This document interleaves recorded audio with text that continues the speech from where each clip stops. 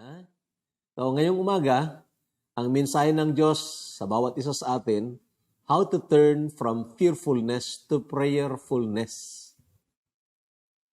Paano na ang katakot mo ay mag-usher sa'yo, inspire sa'yo na lumapit ka sa Diyos at manalangin. So, how to turn from fearfulness to prayerfulness. Pwede ba ito? Yes, pwede ito. Tinutulutan ng Panginoon itong mga, sabihin natin, untoward emotions, katulad ng katakot, for us, of course, na magkaroon ng introspection in ourselves, and then, lumapit tayo sa Panginoon. So, tingnan po natin ang isang pangyayari na ipinasulat ng Diyos dito sa kanyang salita tungkol sa isang tao na dumaan sa grabing katakot at grabing depression, and yet, natuto siya na dalhin sa Panginoon ang lahat ng ito at nagresulta, mga kapatid, nagresulta ng kabutihan para sa kanya at para sa kanyang pamilya. So, basahin po natin ang mga talata. Genesis 32 verse 6, sabi dito, Then the messengers returned to Jacob, saying, We came to your brother Esau, and he also is coming to meet you, and 400 men are with him. So Jacob was greatly afraid and distressed. Yan po natin kinuha ito, mga kapatid. Jacob was greatly afraid and distressed. Grabe ang katakot niya. At ang kanyang depresyon, ang pagkabalisa sa kanya. So, ang ginawa niya, and he divided the people that were with him and the flocks and herds and camels into 2 companies. And he said, If Esau comes to the one company and attacks it, then the other company which is left will escape. Then Jacob said, O God of my father Abraham and God of my father Isaac, the Lord who said to me, Return to your country and to your family, and I will deal with you. Dito po, nakita nyo, mula doon sa katakot, it was turned to prayerfulness. Nanalangin po dito si Jacob. Pag-aralan po natin ito. At sabi ng verse 10, I am not worthy of the least of all the mercies and of all the truth which you have shown your servant. For I crossed over this Jordan with my staff, and now I have become 2 companies. Deliver me, I pray, from the hand of my brother, from the hand of Esau, for I fear him, lest he come and attack me, and the mother with the children. For you said, I will surely treat you well, and make your descendants as the sand of the sea, which cannot be numbered for multitude. And then we jump dito sa verse 24. Sabi dito, that Jacob was left alone, and a man wrestled with him until the breaking of day. Now when he saw that he did not prevail against him, he touched the socket of his hip, and the socket of Jacob's hip was out of joint as he wrestled with him. And he said, Let me go, for the day breaks. But he said, I will not let you go unless you bless me. So he said to him, What is your name? He said, Jacob. And he said, Your name shall no longer be called Jacob, but Israel, for you have struggled with God and with men and have prevailed.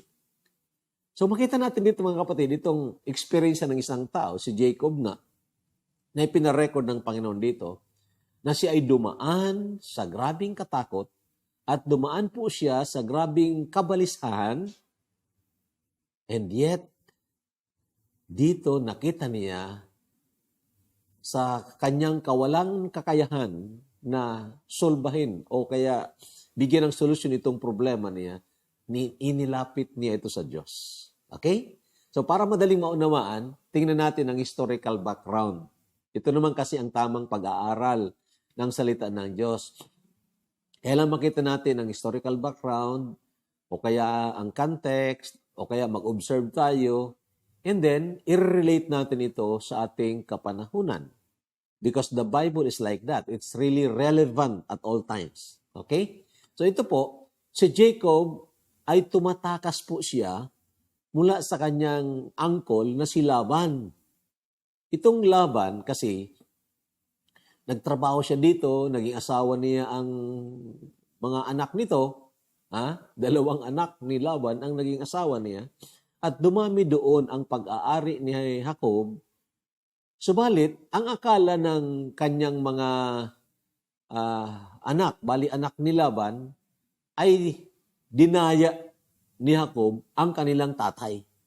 Kaya't galit na galit itong mga anak ni Laban, pati na si Laban, at tinahabol ngayon si Jacob. Tumatakas si Jacob. Okay, Jacob was fleeing from his uncle Laban, who, together with his sons, are too angry at him because they thought that they were deceived by him. So ito ang setting. And then, pabalik po siya ng Bethel. Ang Bethel, ang meaning niyan ay House of God. Dati siya doon nag-stay kasama ng kanyang papa na si Isaac at sa kanyang mama na si Rebecca at pati ng kanyang kambal na si Esau.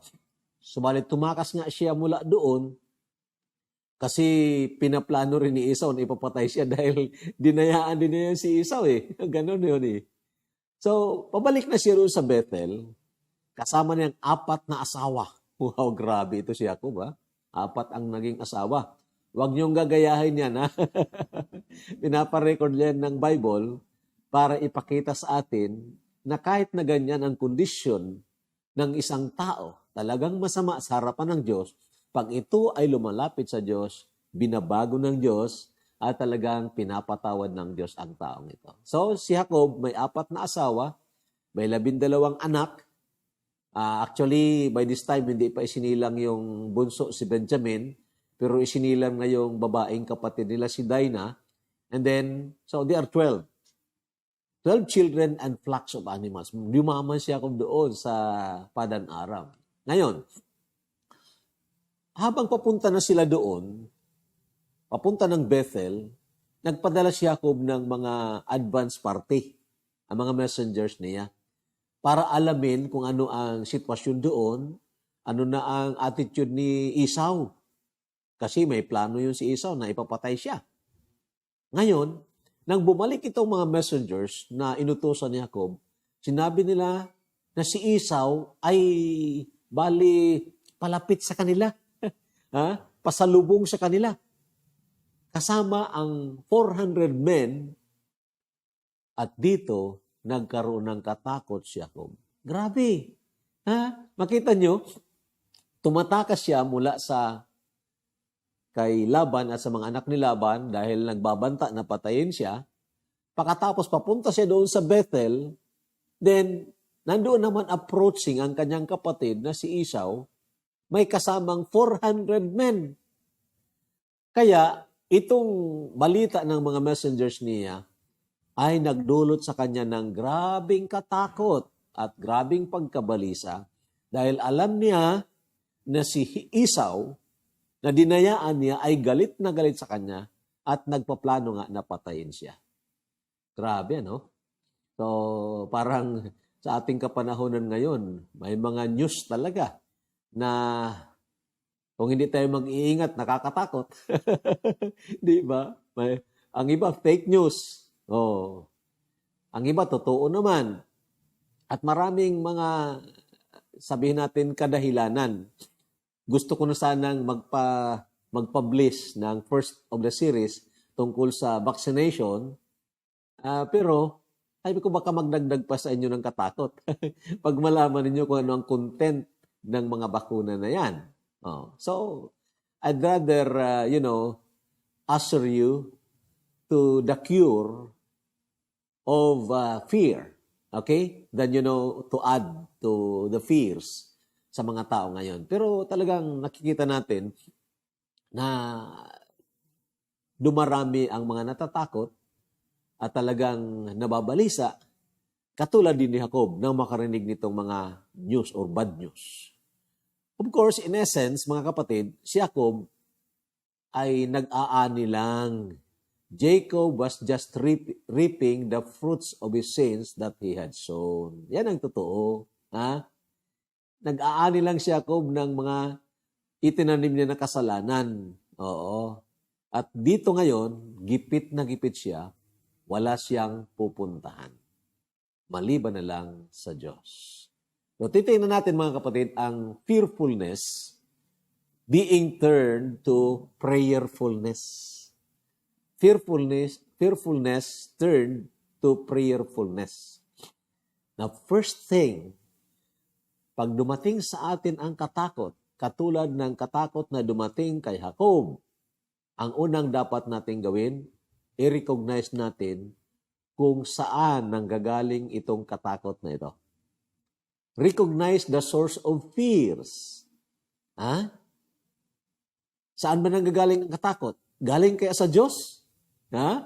Of course, definitely not. Kung alam po ninyo ang sinasabi sa 2 Timothy chapter 1 verse 7, nasabi doon, for God has not given us the spirit of fear, but of power, of love, and of a sound mind. Hindi pala ang Diyos ang nagbibigay ng katakot. Is kung hindi ang Diyos, sino? Ay siyempre si Satanas at ang kanyang mga kampon. Okay? Ganun po talaga ang totoo. Bali ang nangyayari, itong mga balita na napapakinggan po natin, ang gusto ni Satanas, ma-inject sa ating mga isipan. Ma-inject, ma-iniksyon niya itong katakot. Kasi pag ang tao ay takot, alam ninyo, ang i-offer ni Satanas na quote-unquote solution ay kukunin niya ng tao na hindi na masyadong nag-iisip. Ha? Hindi na masyadong nag-iisip. So, sa sitwasyon natin, for example, maraming takot na mga tao. Ino-offer ni Satanas ngayon itong bakuna as a solution kuno. Bagamat alam naman natin na marami rin sa mga nabakunahan ang nagkakaroon pa rin nitong COVID-19. Sabi nga ng mga nag-text sa akin, nagmensahe sa akin, doon sa lugar nila, ay maraming mga senior citizens na nabakunahan, tapos ilang araw, ilang linggo, namatay. So, ano kaya katotoo ito? Parang ito na siguro yung sinasabi doon sa Committee of 300 na aklat. Na kung saan, babawasan ang tao sa sanlibutan, uunahin itong mga useless eaters, itong kulang na ang pakinabang. Ang mga batang maliliit, yun, sa pagitan ng bakuna, and of course, itong mga matatanda. So, sino ang nagbigay nito? Nakatakot, si Satanas. Para pagtakot na ang isang tao, ang i-offer niya na peke naman na solusyon, ay talagang kukunin niya ng tao without thinking. Nung isang araw, mga kapatid, medyo naiyak ang puso ko. Kasi doon sa Las Piñas, Philippines, na-under ECQ kasi ang Metro Manila. So, mayroong fake news na lumabas at sabi, pag hindi ka bakunado, hindi ka mabibigyan ng ayuda. Alam ninyo, nagtipon ang maraming tao. Nagtutulakan para magpabakuna. Hindi na inisip, bahala na, basta makakain tayo. And you know, Satan knows it very, very well kung paano tayo huhulihin at bibiktimahin. So, the source of fears, definitely not from God. Of course, alam natin na ang isa sa mga epekto ng kasalanan ay itong katakot. Basahin niyo ang Genesis chapter 3 verse 10 na magkasala si Adan at si Eva. Alam natin ang nangyari, nagtago sila. At nang tinanong sila ng Panginoon, Adan, nasaan ka? Dito kami nagtatago kasi natakot kami. Natakot sila sa Diyos. Bakit? Ang Diyos ba nakakatakot? Pangit na pangit ba ang Diyos kaya't nagtatago sila? Hindi po. Dumating ang kasalanan sa kanilang buhay at siyempre, isa sa mga epekto ng kasalanan, natakot po sila.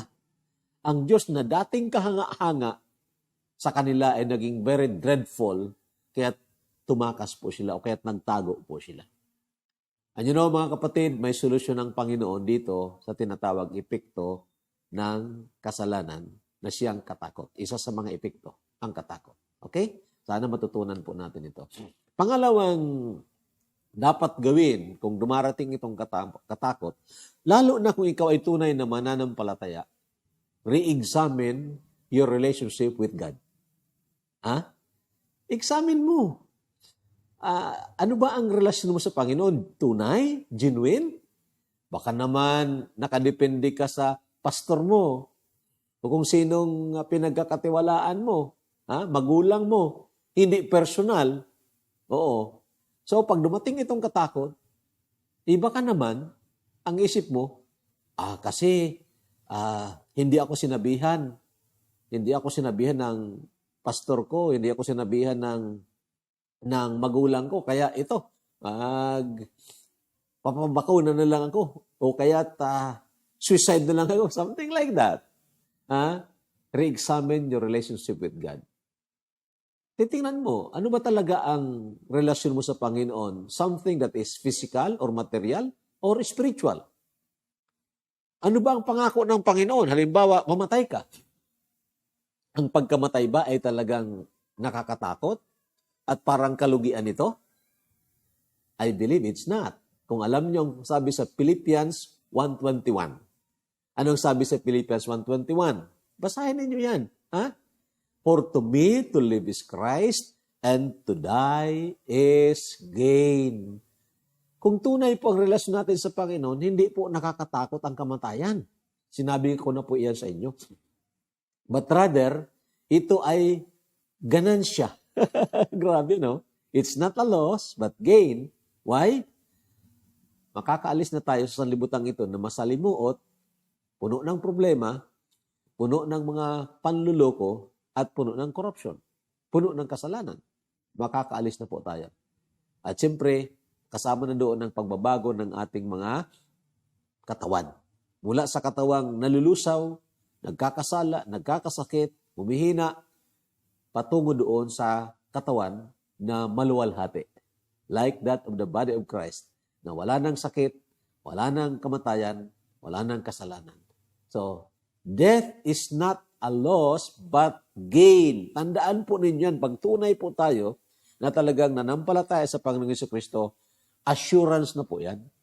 Another thing, kung padaanin tayo, paulit-ulit sinasabi ko yun sa inyo, sa kung anumang sitwasyon, masalimuot man o masayang sitwasyon, sa karamdaman man o sa magandang pangangatawan, ang biyaya po ng Diyos ay available. God's grace is available in sickness or in health. Okay? So meaning, hindi nga dapat na mag-dwell tayo doon sa katakot. Ang titingnan natin, itong mga ipinangako ng Panginoon sa atin, kung tunay tayo na related sa Panginoon. Hindi po yan related sa relihiyon, sa kung anong organisasyon. Hindi po. Siguruhin mo na talagang may tunay na nangyari na isang panahon nakarinig ka ng Ebanghelyo, nakita mo ang kasalanan mo, nakita mo ang karumihan mo sa harapan ng Diyos, at nakita mo rin na bagamat ganyan ka, inibig ka ng Diyos ng pag-ibig na hindi ka naman karapat-dapat. At doon, naintindihan mo yung kanyang ginawa doon sa krus ng Kalbaryo, na binayaran nga niya yon ng buong buo, siya inilibing at nabuhay na maguli. Yun ang mensahe. At nang mapakinggan mo yan, nagdesisyon ka na wala ka ng ibang sasampalatayanan, buong pagsisisi na lumapit ka sa Panginoon at ikaw ay nanampalataya. Then, ayos ang relasyon mo. Naging anak ka ng Diyos, siya ang iyong ama, mas marunong siya mag-alaga sa iyo kaysa pag-aalaga mo sa iyong sarili. Okay? So, re-examine your relationship with God. Ito nga, kaya, sana ang lahat ng mga mananampalataya, lalo na dito sa First Baptist Christian Academy, or rather sa First Fundamental Baptist Church, ang lahat ng mga mananampalataya ay talagang makapanood, makarinig. Wala nang dahilan na hindi sila mapakain ng salita ng Diyos. Lalo na kung may mga wifi po kayo. Meaning, may access naman kayo sa internet, pero parang taken for granted din yung salita ng Panginoon. Mayroon tayo ng 183 videos sa YouTube natin. Pinapublish palagi natin yan, ang Radmer L&T. Yun po ang channel natin. So, walang dahilan na hindi ka rinig ng salita ng Diyos at mapakain mong yung kaluluwa. Tungkol sa mga bagay po na ito. So sana, examine po natin ang relationship natin. Okay? Si Jacob, ito po, makita ninyo, verse 7, so Jacob was greatly afraid and distressed, and he divided the people that were with him, and the flocks and herds and camels into two companies. Yun ang kanyang problema. And he said, if Esau comes to the one company and attacks it, then the other company which is left will escape. Yun ang kanyang medyo pinaplano na solusyon. Kung atakihin yung, dihin natin sa dalawang grupo, kung atakihin ang isa makatakas pa. Ganon. Si Jacob marunong sa tinatawag human scheming. Pero alam natin, hindi nga po yun ang nangyari. Okay? Patuloy yung fear until after, of course, na lumapit siya sa Diyos. So, itong sumunod. Okay? Recognize the source of fears, re-examine your relationship with God, and then come to God with a repentant heart. Come to God with a repentant heart. Makita po ninyo mamaya na si Jacob, nangyari po ito sa kanya. So, lumapit ka sa Diyos, dala mo ang pangako ng Diyos. Come to Him with a promise from His Word. At alam po ninyo mga kapatid, tayong mga tunay na mananampalataya, dapat lumalago po tayo sa mga pangako ng Diyos. Hindi po sa kung ano mga false hope ng sanlibutang ito. Nakisyo, kung ito mangyari sa iyo, magpabakuna ka, gagaling ka, hindi ka na magkaka-COVID-19. Sinong nagsabi sa iyo? Maraming ebidensya na nagka-COVID pa rin. At sila mismo nagsasabi. So, those are fake, false hopes rather. Okay? So, ang pangako ng Panginoon, yan po ang talagang matatayuan po natin na hindi kailanman mapapago. So, come to Him with a promise from His Word. Ito pang nangyari kay Jacob. Tingnan po ninyo. Verse 9 ng Genesis 32. Then Jacob said, O God of my father Abraham, and God of my father Isaac, the Lord who said to me. Okay? So, ganyan po. Pangako yan ng Panginoon. The Lord who said to me, return to your country and to your family, and I will deal well with you. So, may pangako ang Panginoon kay Jacob. Alam niya Jacob ito. Nagsabi ka baga, Panginoon? Bumalik ako sa aking bansa, sa Bethel, at sa aking pamilya, dahil ikaw ay gagawa mo ako ng kabutihan. Ano naman kapatid? Thousands ata ang pangako ng Panginoon sa atin . Basahin nyo sa, I think it's in Luke chapter 12, nangako ang Panginoon. Sabi diyan, fear not, little flock, for it is your Father's pleasure to give you the kingdom. Grabe ito na pangako. Bibigyan ng Panginoon tayo ng kaharian. And then, ibibigay niya ito na puspos siya ng kagalakan. Maraming pangako ang Panginoon. And then, tingnan po ninyo ito. Verse 10. Makita nyo, He is coming to the Lord with great humbleness and humility of the heart. Na talagang mayroong pagsisisi. Genesis 32 verse 10. Sige po, basahin natin. I am not worthy of the least of all the mercies and of all the truth which you have shown your servant. For I crossed over this Jordan with my staff, and now I have become two companies. Sabi niya, hindi ako karapat-dapat. Kahit na dito sa maliit na habag mo, Panginoon, hindi ako karapat-dapat.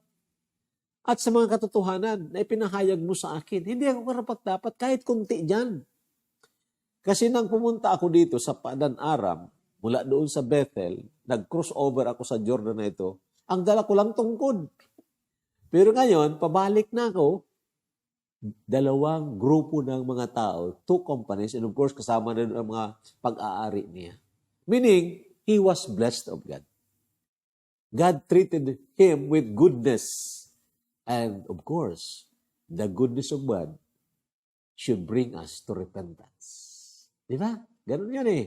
So Jacob, he came with a humble heart, recognizing na he does not deserve, or he did not deserve the mercies of God, even the least of it. Mga kapatid, ganyan po ang dapat na attitude. Ha? Ganyan ang dapat na attitude. Lalapit tayo sa Panginoon, mapakumbaba ang puso with a repentant heart. Titingnan natin, ano ba ang naging problema ko? Bakit itong isinasaksak ni Satanas na katakot sa akin, nagdudulot ng unbelief? Ha? Parang hindi ko na matiwalaan ang salita ng Diyos, ang kanyang sinabi, na iingatan niya ako. Kaya nagpapatuloy itong katakot. There's something wrong, mga kapatid. Either you did not check, or you have no relationship with God at all, or you are allowing Satan to pollute your mind instead of being saturated with the promises of God. Yun dapat eh, di ba? Kung mayroong atake Satanas sa isip natin, claim natin yung pangako ng Panginoon. God has not given me the spirit of fear. Satanas, mga kampo ni Satanas, umalis kayo dito na nagbibigay sa akin ng katakot. God has given me the spirit of love. And of course, alam natin yon, perfect love cast out fear. Okay? So, tingnan pa natin si Jacob sa verse 11. Itong prayer niya. Sabi niya, deliver me, I pray, from the hand of my brother, from the hand of Esau, for I fear him, lest he come and attack me and the mother with the children. So he was praying intently. He was praying with great sincerity, okay, and earnestness. I mean, deliver me. And he was asking a specific na prayer, iligtas mo ako sa kamay ng aking kapatid na si Esau. And you know, mga kapatid, that is the prayer na nakapagbibigay kagalakan sa Diyos. A prayer with a broken and contrite spirit. And then, ito na naman ang pangako. Sabi na dito, for you said, inulit niya, Panginoon, ikaw nagsabi, I will surely treat you well and make your descendants as the sand of the sea, which cannot be numbered for multitude. So ganyan mga kapatid, lalapit tayo sa Panginoon, dala natin ang pangako. That's why kailangan nating lumago sa salita ng Diyos. Kung gusto mo na hindi ka maging talunan dito sa patakot ni Satanas, panghaharas ng Diablo, gamit ang mga tao, kung minsan gamit pa ang mga taong inaasahan natin na sana tumulong sa atin, our protectors become our predators. So, ano ang kailangan mo? Lapit ka sa Panginoon. Okay? Now, last. If need be, wait on God till He answers your prayers. Kung kinakailangan, maghintay ka sa Diyos hanggang sagutin niya ang iyong panalangin. Very important po yan mga kapatid. Itong tinatawag waiting on God. Pray patiently and earnestly, perseveringly. Itong tinatawag prayer and fasting. Na kung kinakailangan ay mag-extended tayo ng prayer, na kung kinakailangan, mag-fast tayo. If the Lord will allow me, I will be preaching more about this fasting. Tulungan tayo ng Panginoon. So, if need be, wait on God till He answers your prayers. Now, ano ang inaasahan natin na sagot ng Panginoon sa ating panalangin? It could be an answer to change you from the inside out. Actually, ito ang nangyari kay Jacob, mga kapatid. He was changed from the inside out. And an answer to change your fears into faith. Itong maganda. Maaaring wala naman tayong, o hindi naman sagutin ng Panginoon, Mananalangin tayo halimbawa, Panginoon, alisin mo itong COVID-19. Matagal na siguro tayo nananalangin ng ganyan. Pero sabi ng Panginoon, may layunin ako dyan. Higit pa sa pag-alis ng COVID-19. Gusto ko alisin ang pagdududa mo dyan sa puso mo. Alisin ko yan. Gusto ko palitan ng pananampalataya. Alisin ko yung katakot. Bibigyan ko ng pananampalataya. Alisin ko yung mga maling attitude mo. Babaguhin kita from the inside out. Di ba? Yun siguro mas maganda eh. Di ba? So hintayin natin yon, mga kapatid. Because these are far better than, just a change of the environment, a change of condition. Ha? Pwede tayong maka-adjust sa anumang kondisyon, anumang environment kung ariglado po ang puso natin. Ha? That's the truth, actually. Pwede tayo maka-adjust dyan. Ito ang dapat na magkaroon ng pagbabago. A change from the inside out, a change from fear to faith. Now, tingnan natin ito sa buhay ni Jacob. Genesis 32 verse 24. Then Jacob was left alone, and a man wrestled with him until the breaking of day. He was left alone. At anong ginawa ni Jacob doon? Nananalangin siya hanggang madaling araw. Oh, pero may nangyari doon. May nakita siyang lalaki. Akala na siguro isa na sa mga tauhan ni Esau. Nakipagbuno siya doon. Grabe, malakas ito si Jacob. Nakipagbuno siya doon. Gusto niyang labanan yon. Pero nagtataka siya, masyadong malakas ito. Masyadong malakas. Now, sabi ng Genesis 32 verse 25, now when he saw, meaning itong man, that he did not prevail against him. Meaning, si Jacob malakas din, at hindi makaalis-alis yung lalaki dahil hawak-hawak na niya. Oh. Ang ginawa, hinipo ng lalaking yon ang kanyang balakang. At alam niyo nangyari, na-dislocate ang bones ni Jacob. Na-dislocate. Pero ayaw pa rin ako umalis. Hawak-hawak pa rin niya. Kahit anong gawin mo sa akin, hindi kita bibitawan. Yun pong sinasabi ko na waiting on God. Oh, tingnan po ninyo. 26 and 27. And he said, let me go, for the day breaks. But he said, I will not let you go unless you bless me. Aba, may natutunugan dito si Jacob. Ibang klase itong nakaka-wrestling niya. Madaling araw na, sabi ng lalaking yon, bitawan mo na ako. Oh, lalabas ng araw. Pero sabi ni Jacob, hindi kita bibitawan, maliban na lang kung pagpalain mo ako. Mga kapatid, kung alam ninyo, isa ito sa tinatawag sa Biblia na Christopanes or Theopanes. Ang pagpapakita ng Diyos sa physical na katawan at of course para ma-sense ng taong yon, pares ni Jacob, ang presensya ng Diyos.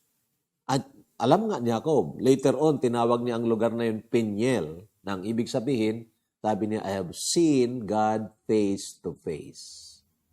So dito nagtanong, ang Panginoon kay Jacob, what is your name? Ang sagot ni Jacob, Jacob. Ano mga kapatid? Ang salitang Jacob, medyo masamang word yun eh. Kasi ang ibig sabihin niyan, mandaraya, supplanter, hillcatcher. Ito si Jacob. And yet, that could give us an idea that Jacob was not ashamed to confess his being a deceitful man. So, nandun ang repentance. Di ba? And you know, binago ng Panginoon si Jacob. Sabi dito, and he said, your name shall no longer be called Jacob, but Israel. Yun ang sinasabi ko sa inyo mga kapatid. A change from the inside out. Okay?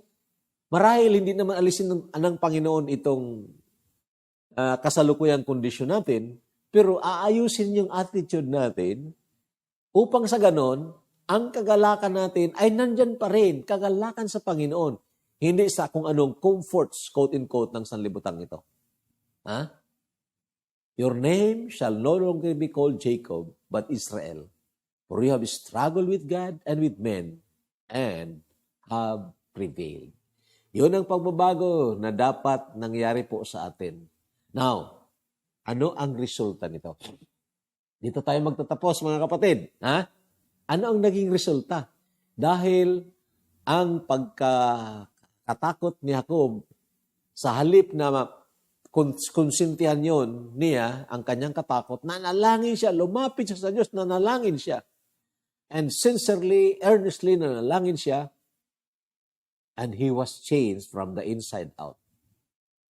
He was changed from fear to faith. Ano ang naging resulta? Ito na. Grabe po ito. Nandiyan na si Esau, kasamang 400 men. Ang inaasahan ni Jacob, talagang galit si Esau, aayusin, or rather, maghihiganti si Esau dahil sa kanyang ginawa. Pero iba ang nangyari. Inayos ng Panginoon ang puso ni Esau. Grabe, no? Sabi ng verse 4 ng Genesis 33. But Esau ran to meet him and embraced him and fell on his neck and kissed him. And they wept.